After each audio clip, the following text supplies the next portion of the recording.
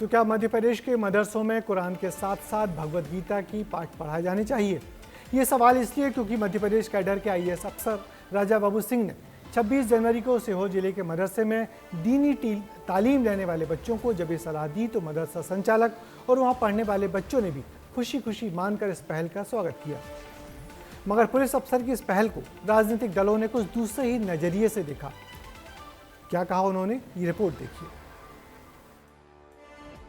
ये तस्वीरें भोपाल के एक मदरसे की है। दिन था 26 जनवरी यानी गणतंत्र दिवस।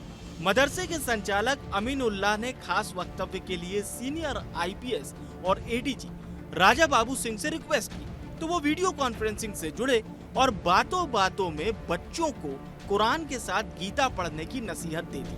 बवाल मचा तो एक बार फिर ऑडियो मैसेज पर अपनी बात को दोहराया।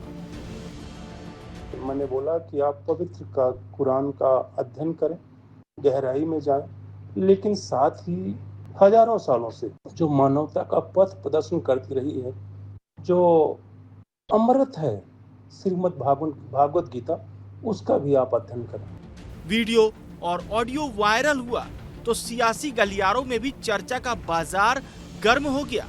बीजेपी ने इस बयान का समर्थन किया है, लेकिन कांग्रेस के कुछ नेता इसके समर्थन में हैं, तो कुछ एडीजी को ही नसीहत दे रहे हैं। जब आप हिंदू बच्चों को मदरसे में बुलाकर उर्दू पढ़ा सकते हो तो मदरसे में गीता पढ़ाने में कोई परेशानी नहीं है। और आजकल तो तभी सभी लोग गंगा जमनी तहजीब में भरोसा रख रहे हैं। बार बार मध्य प्रदेश का पुलिस प्रशासन कटघरे में खड़ा होता है लॉ ऑर्डर को लेके, और जो आईपीएस अधिकारी जिनकी हम बात कर रहे हैं वो जिम्मेदार हैं, एडीजी हैं ट्रेनिंग के, उनको अपने काम को देखना चाहिए। उनका क्या संबंध मदरसे से या किसी और तरह के विश्वविद्यालय हो, किसी धार्मिक विद्यालय से? कि अच्छी मंशा से जब कोई ग्रंथ पढ़ाने की बात चल रही है तो अकेले गीता ही नहीं, कुरान हो, बाइबल हो, गुरु ग्रंथ साहब हो, सबको पढ़ाना चाहिए और सभी इदारों में पढ़ाना चाहिए। शासन को पढ़ाना है तो सब जगह पढ़ाएं, क्योंकि उससे दो फायदे होंगे, जो लोगों में नफरत फैली है वो भी समाप्त हो जाएगी। सियासत गरमाई तो खुद मदरसे के संचालक अमीनुल्लाह ने सफाई दी और कहा कि उन्हें इससे कोई आपत्ति नहीं है। यही नहीं, उन्होंने गीता का अध्ययन करने की भी बात कही है।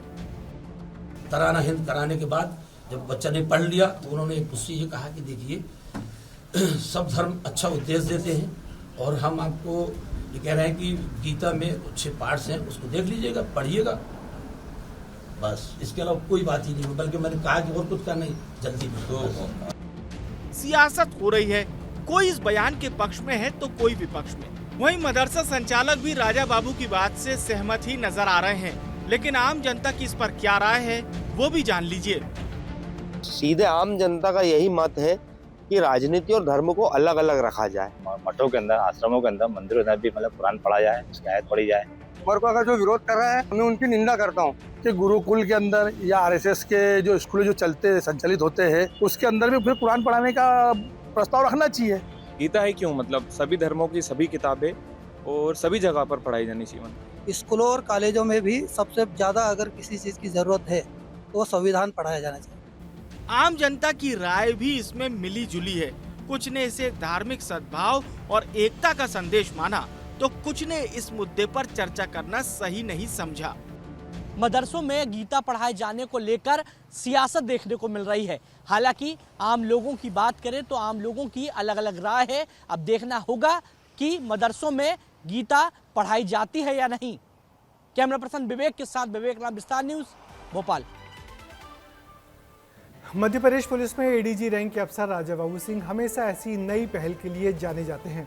उनको विभाग में पुलिस ट्रेनिंग की जिम्मेदारी मिली है। वो 9 आरक्षकों को भी प्रशिक्षण के दौरान हफ्ते में किसी एक दिन सामूहिक तौर पर रामायण का पाठ करने और ट्रेनिंग सेंटर के आसपास के गाँवों को गोद लेने की लगातार हिदायत देते हैं। वो बेहद पढ़ाकू और धार्मिक मामलों के बड़े जानकार अफसर हैं।